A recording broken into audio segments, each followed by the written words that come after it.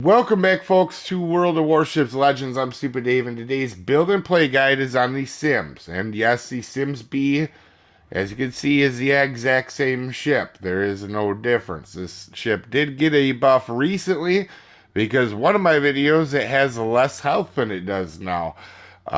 So that being said, let's go ahead and take a look at the commander. We're using Vincent Mordoff. You could use the Halsey. He's the same commander. Only difference really is sheltered arms. Instead of that, take smoke on the water. But we're using Eric Bay and Jersey Swirsky because detection, double detection, get guys close in. These are lobby shells. You do not want to be fighting other destroyers at probably anything past 7-8 kilometers because these shells are very lobby. Now, is this ship good? Absolutely. But it can get a little overrated because it's got 10-kilometer torps on it. And to be quite honest, I mean, it is American gunboat, but them lobby shells can get you in trouble. But a lot of people will play this thing as a torp boat. Don't do that, all right? You're going to be sorely disappointed. That being said, he's got Observant Rage. Look at me now. Perceptive, Sheltered Arms, and Unstoppable. For our upgrades, we're using Aiming Systems Mod 1. Conceal our prop and concealment is always in 2 and 3. And you can take the torpedo upgrades. So if you don't take them, they will do, I think, 10,000 damage and they'll go 7 knots and they'll be a little bit quicker, okay? These are 10.5. They do a little bit less damage, and they're super slow. In fact, they're so slow that they kind of come in handy once in a while. All right, I know that sounds stupid, but they're they're pretty darn slow. Let's talk about them here in a second. Survivability, 15,000 hit points. You'll see in one of the matches that from back in, I believe, June, this thing got a buff. It did have 13,800. Now in that match also had Mordoth. I wasn't taking anything else. It's the same build, so it did get a health buff. Um, Now you have 4 American 5 inches that reload every 3 seconds ish, and 180 turret traverse time is amazing. These are fast moving turrets. Only thing is these are lobby shells. Okay. And I like this ship, do not get me wrong, but I think it's a hair overrated. This is a good hand-to-hand combative. So by that I mean destroyer versus destroyer, right? But you want to be doing it at range. These are lobby shells and they can be hard to aim at range. That's why we run double detect, get people in close, then maul them, right? You have the DPM, but you gotta get them in close. HE shell damage 1800 with a fire percent chance of setting fires, which isn't that great, but you are throwing a bunch of shells out quickly. So, um, you will get decent results with it. Maximum AP shell damage 2100. Not amazing, but if you get close enough to light cruisers, you can absolutely citadel them and torpedoes. Right? You got 8 of them. You can take the 7-kilometer torps, but they're not really fast enough for 7-kilometer torps to do a lot. This is one of the ones where you could either take the a torp upgrade or not take the torp upgrade. I could see both arguments. Now, the reason I do the 10.5, all right, is because these torps are so slow on the 10.5, they actually catch people off guard. And it happens quite a bit, right? You'll send these things off, and 3 hours later on your flight home, you'll get a notification you hit someone with a torp. All right, it does. It catches them off guard. That doesn't mean this is a torp boat. Do not build this into torpedoes. These are not the world's greatest torpedoes. They don't do a ton of damage. You sure can you hit some stuff with them? Yeah, but they're real slow. You can see if you take the shorter torps, they're 7 kilometers, 65 knots, and a little bit more damage.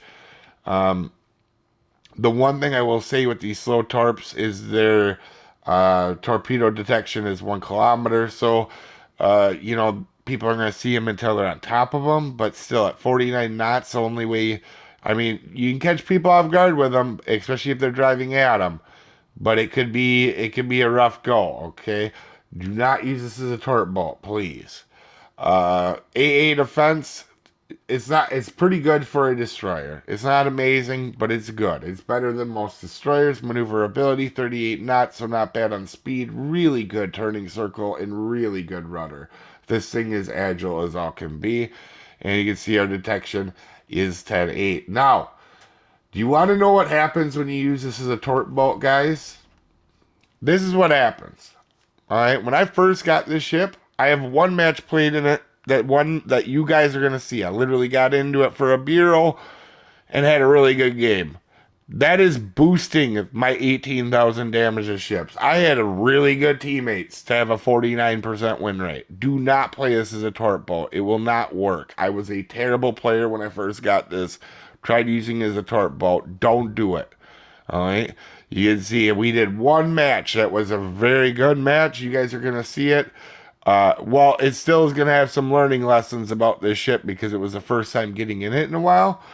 But do not use this as a torp boat. These are the results you'll have if you're only trying to torpedo with it. Alright. Now over here you can see a little bit different results, right? Still, probably my win rate's going to be about 60 in this thing eventually, right? My average XP is 1.5 times what it was before. My win rate's closer to 60 in it. We're actually doing a more average damage. Like it's just better when you use it as a gunboat. Please do not fall into that torp boat scenario. I know people like me when I first started are going to use it as a torp boat. Don't do it. I showed you what happens. It's not good. Armor, it really doesn't have much, right? It's a destroyer. Try to not take unnecessary shots when you don't need to. As we start the match, it's disclaimer time. This is a beginner's video meant to help people new to the ship or new to the game. This is not meant for professional gamers that know everything there is to know about everything in the universe. There are multiple ways to play and build this ship, and I am an above average player. Not the world's best. I make mistakes. You may see one in this match. You didn't come here for pronunciations. I'm as good as anybody at slaughtering beautiful languages all the time. That being said, this first match, all right, it's going to be a showcase of some mistakes a little bit. Now, you can tell I hadn't played this ship a lot in a while. I'm going to get a little bit too aggressive in the beginning. I'm going to go destroyer hunting, which you should absolutely do. But I'm going to show you my mistake that I make. Now, we actually are in a good position to go after this destroyer that's out here because his teammates are all pretty far to the left and the right. It's an Asashio. We really got this, right? No problems. But you can see even at 4.5 kilometers, these are pretty lobby shells. And if we don't aim them on point, which I'm not doing that well because it had been a while since I had played this ship, is not good, right? We stop, try to dodge torpedoes, or try to dodge his shells, and then we're going to flip back around to make sure we're in a position behind these islands where all his teammates can't really maul us. We're not really getting any help from our teammates or anything productive from in this fight, but you can see Asashio is kiting away, and this is where it's going to turn bad on me, right? I had the upper hand. The last thing you want to do is chase a Japanese destroyer that's got all its guns on the back of the boat while he's kiting away like this. And you can see how hard he is to hit even at 6.5 kilometers while he's running away. So not good, right? And I make a mistake here. I should have just backed off, let him come back at me, right? Now, because of that, we're going to have a little bit, or we're not going to have much health, and we're going to be in a bad position because we chased a Asashio that we didn't need to chase, right? We took a ton of health off of him, and we could have just let him come back to us. And you can see how pain in the butt if you run across a good carrier or a good destroyer player, how tough it can be to aim these lobby shells, especially when they're kiting away. Now, we have bigger problems because now there's Tashkent is out here, right? Like, we're not in a good position. The carrier is now focused on me, and I'm being a little bit too aggressive, right?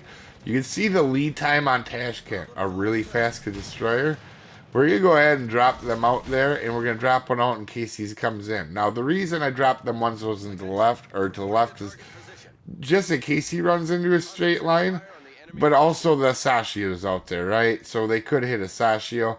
We don't shoot our guns because a Sashio showed that he's not a terrible player, and he's not an idiot, and there's a much healthier Tashkent than us. We're going to let this be until another day. So I actually come out here and spot these guys for teammates, but try to spot them for teammates, but nothing really happens. So we're going to take some pop shots. We're going to quit chasing them. This is when I started to play decent and realized chasing these guys was not a good maneuver. As you can see, trying to hit that Tashkent at 7 kilometers, we threw 8 shells at them and none of them hit. These are lobby shells, especially if anybody tries dodging them. But we can see we threw torpedoes out there, right? Remember, we threw torpedoes out there. Just remember, they're going to take a half an hour, but they're eventually going to get somewhere. Now we see Fubuki. Looks like he's going to be charging for the carrier. Or heading that way at least. We want to protect our VCAP. We do have one teammate in this match, or teammate that's going to help us out in this match. It's going to be a Warspite. But outside of that, we're going to have to hold our own in this match. Now, right now, pretty close game. We got the 2 caps. We get our butt spotted being dumb. Oh, look at that. We just hit 3 torps on a Tashkent and Deb struck them. They don't do much damage, but they are slow, and they did catch them off guard.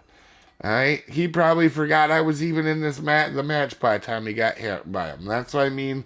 Them slow torps do come in handy. They're not going to be the only time in this match. Now, it's not a torpedo boat, but I'm just saying this is kind of a showcase of this ship playing it when you got to be careful, because we lost all our health at the beginning of the match being an idiot, right? Here, you can see it. We're going to wait to hold off them torps. Why? Because they take 3 hours to get there. We need to predict better what he's going to do. We're going to line him up over here and a little bit off to the side in case he turns out. And we're going to go ahead and try to... we know that from the aircraft spotting that we know the destroyer's over here, right? And I kind of want to protect the cap. We get a hit on the destroyer, on the battleship, but right now we're trying to get this destroyer spotted with us not being in the main battle. We keep tracking him out. He's flying out to our carrier. Probably shouldn't went as far, but I figured I could save our carrier. You're going to see I pop my smoke to try to save the carrier. Think, okay, maybe he'll stop moving and use my smoke, right? It's low tiers. That was a terrible idea. I don't know what I was doing. You can tell I hadn't played, in this moment, I hadn't played this ship in a while, right? So, lobby shells, making some overly aggressive mistakes that are easy to make at low tiers, right? Chasing destroyers. And trust me, you have the DPM. It's a good gunboat. But when you start chasing everybody off the map, it can be a rough one, right? So, Lagarrison in there gets himself spotted. And I'm thinking, I got to be careful. Obviously, torps may be coming into the smoke screen. But I'm thinking that destroyer is going to show his face when the carrier gets, or he gets close to the carrier. Sure enough, he does. We do angle to where the torps were coming from. And we're going to go ahead and start hitting this destroyer. Now, he actually is going to get mad and quit the game at this point. Didn't know that, but we're going to go ahead and keep shooting at the Legatus in there. I know I'm pronouncing that wrong, but we're just doing our best, right? We're just... Odds are not in our favor right now. We got... a destroyer with more health than us. I didn't know he was AFK, obviously, at this time. But we're going to go ahead and finish off this Legatus in there. We were trying to save our carrier, but it didn't matter. He goes down anyway. And we're going to start popping shots at Tennessee. And right now, we're at a disadvantage, right? So, I'm trying to use my guns to get us caught back up. And this ship... on cruisers and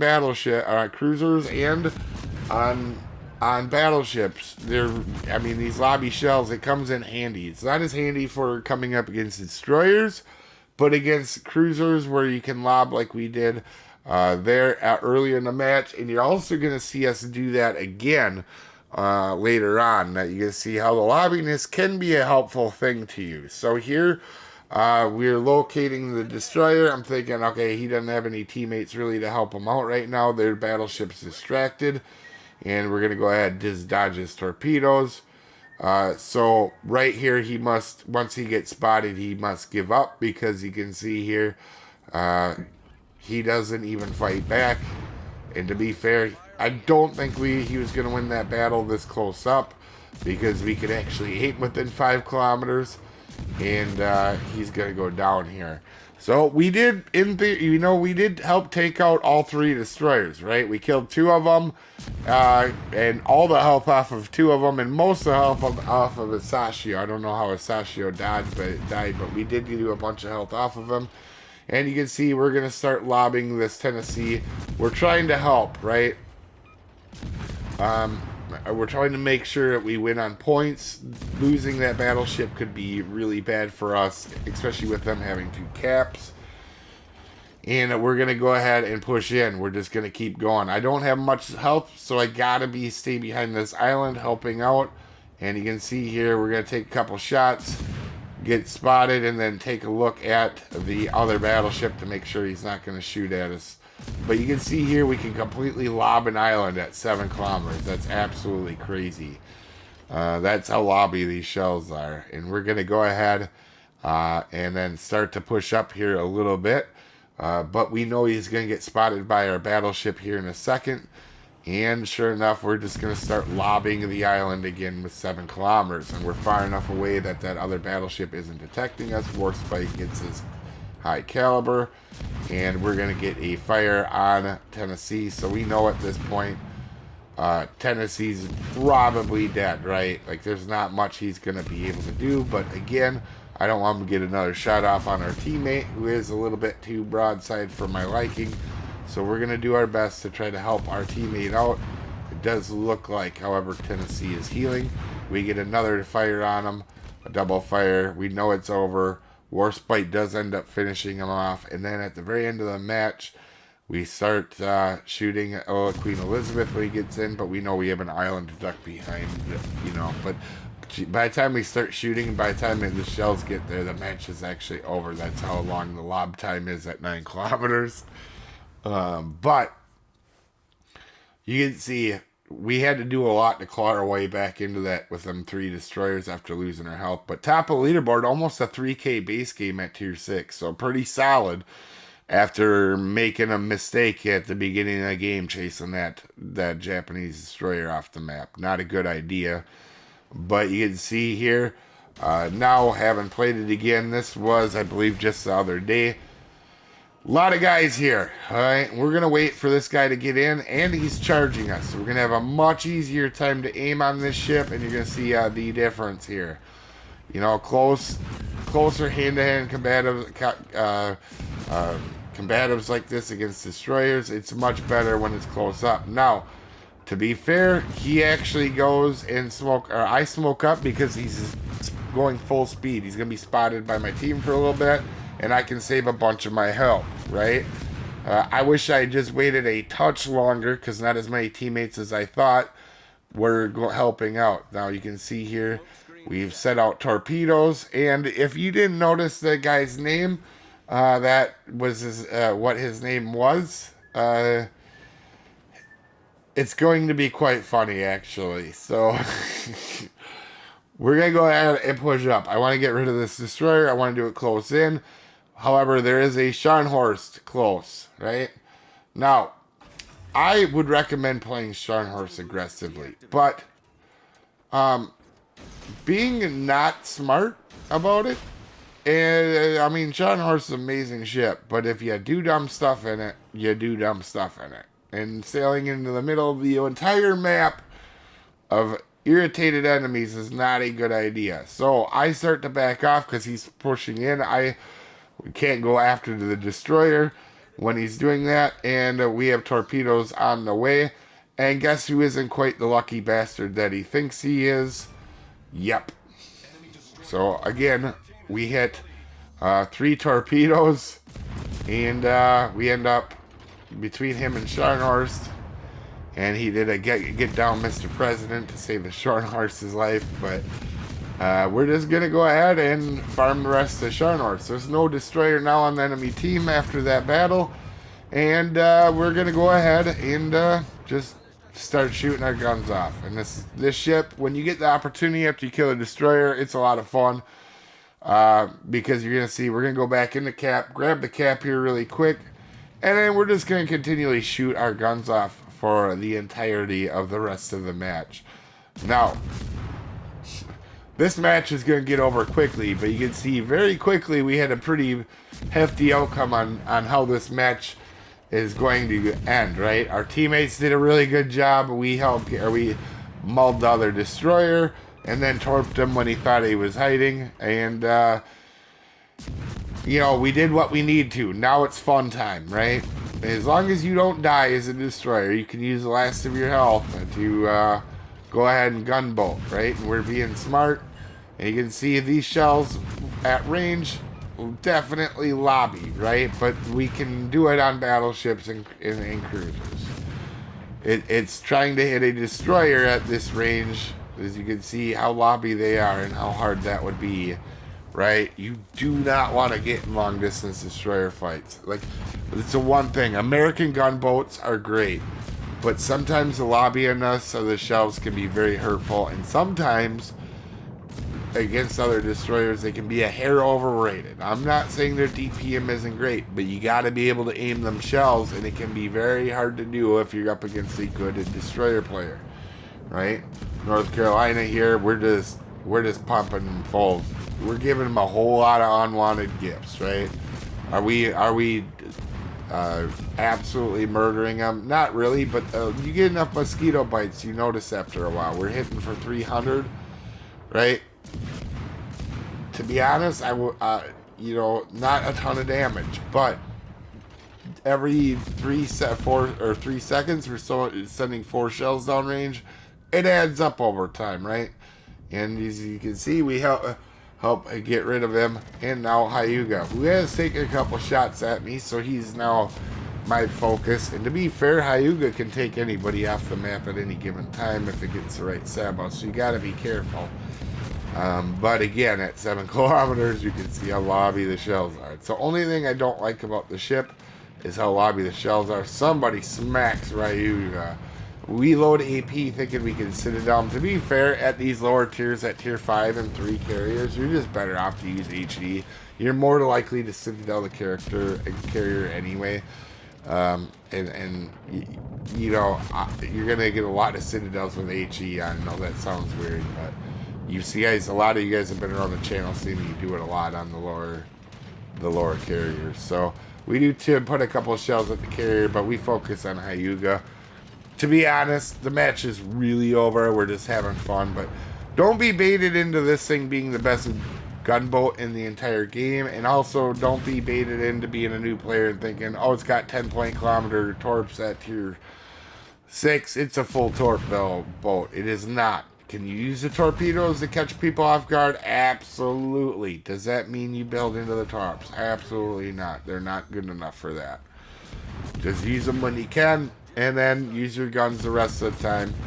As you can see, we're just going to smoke up, make sure we don't die here. There's no reason. The entire, our whole team is spotting for me. I'm okay to go in my smoke now.